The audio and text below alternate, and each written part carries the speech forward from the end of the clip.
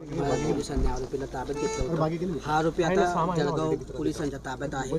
नेमकं या आरोपीने आतापर्यंत काय काय आपल्या तपासात निष्पन्न झालेला आहे आणि अजून किती लोकांना या ठिकाणी अटक झाली आहे? जिल्हा आरोग्य अधिकाऱ्यांच्या तक्रारावरून आम्ही परवाला पोलीस स्टेशनला FIR नोंद करण्यात आलेला आहे. त्या FIRचं फॅक्ट्स अशी आहे, रताळा ग्रामपंचायतमध्ये एक भटपुरी गाव म्हणून ज्या गावामध्ये लोक राहत नाही, उजल गाव आहे, त्या गावाचं नावाने कोणतरी 4907 बर्थ सर्टिफिकेट जनरेट केलं.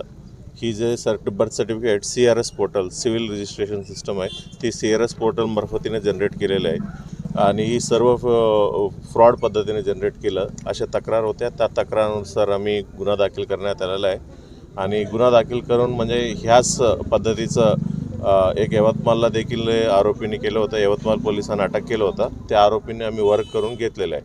त्या आरोपींचं नाव आहे अजय कुमार दुबे, तर राहणारा बिहारचा आहे. त्यांना आम्ही ताब्यात घेतलं आणि ताब्यात घेऊन त्यांचा तपास चालू आहे आणि तपासामध्ये त्यांनी किती तयार केलेलं आहे, कधीपासून तयार केलं, याचाही सर्व गोष्टी आमचा तपास चालू आहे आणि त्यांनी त्यांनीच केले म्हणून ही तरी कबुली दिलं. बट नेमका ही जे बर्थ सर्टिफिकेट कशासाठी त्यांनी तयार करून घेतलं, ही काय फेक आधार कार्ड तयार केलं का किंवा पासपोर्ट तयार केलं का, ही सर्व बाबतीत आमचा तपास चालू आहे. एकदा तपासात काय पुरोगती भेटली की आपल्याला आम्ही अपडेट देऊ. त्यांचं स्टेटमेंटमधून आम्ही तपासामधून अजून 4-5 नावं आत्तापर्यंत निष्पन्न झालेलं आहे. त्याचा देखील आम्ही शोध करण्याचा आमचा प्रयत्न चालू आहे आणि त्यांना लवकरात लवकर अटक करण्याचा प्रयत्न चालू आहे. नाही, स्थानिक कोणी नाही आहे. सर्व तो राहणारा बिहारचा आहे.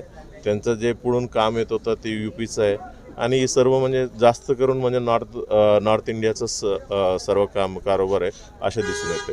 ग्रामपंचायत कर्मचाऱ्यांचे कोणाच्याच निदर्शनास आलेली नव्हती आत्तापर्यंत. निदर्शनात आले नव्हतं म्हणजे ही प्रश्न मला माहिती नाही आहे. म्हणजे त्यांना ग्रामपंचायत जे कोणी संबंधित अधिकारी आहे त्यांचे आम्ही स्टेटमेंट घेतो. त्यांना काय रिव्ह्यू करण्याचे सिस्टम आहेत का, त्यांचं काय नेग्लिजन्स आहे का, म्हणजे खरंच त्यांचं काय इन्व्हॉल्वमेंट आहे का, या बाबतीत आम्ही तपास करूया.